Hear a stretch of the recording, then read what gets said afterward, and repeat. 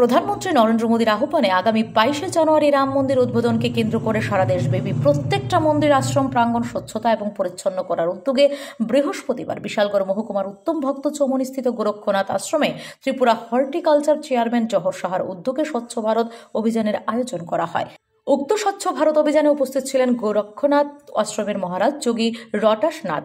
Horticulture কর্পোরেশনের chairman জোহর সাহা সংবাদ মাধ্যমের মুখোমুখি হয়ে জানান, অযোধ্যার রাম মন্দির উদ্বোধন এবং রামলালার প্রাণ প্রতিষ্ঠাকে কেন্দ্র করে সারা দেশব্যাপী নরেন্দ্র মোদীর আহ্বানে সাড়া দিয়ে যেভাবে প্রত্যেকটা মন্দির পরিষ্কার পরিচ্ছন্ন করা হচ্ছে সেই কাজে আমরাও হাত লাগিয়েছি।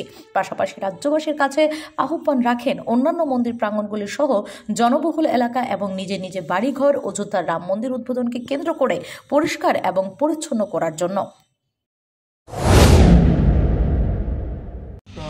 প্রফেসর মানিক সাহা এবং আমাদের সমাজসেবী তথা ভারতীয় জনতা পার্টির প্রদেশ সভাপতি রাজীব ভট্টাচার্য, ওনাদের নেতৃত্বে আমাদের প্রতিটা কানায় কানায় আমাদের এই ত্রিপুরার প্রত্যেকটা মন্দিরে মন্দিরে সাফাই অভিযান শুরু হয়েছে এবং আগামী 22 তারিখ পর্যন্ত সেটা চলবে। সন্ধ্যাবেলায় আমরা বাড়ির সামনে কিংবা বাড়ির তুলসী তলায় সেখানে প্রদীপ প্রজ্বলনের মাধ্যমে আমরা আমাদের রামচন্দ্রের যে প্রাণ প্রতিষ্ঠার 22শে জানুয়ারির যে তারিখ সেই দিন পর্যন্ত আমরা এই কর্মসূচি চালিয়ে যাব।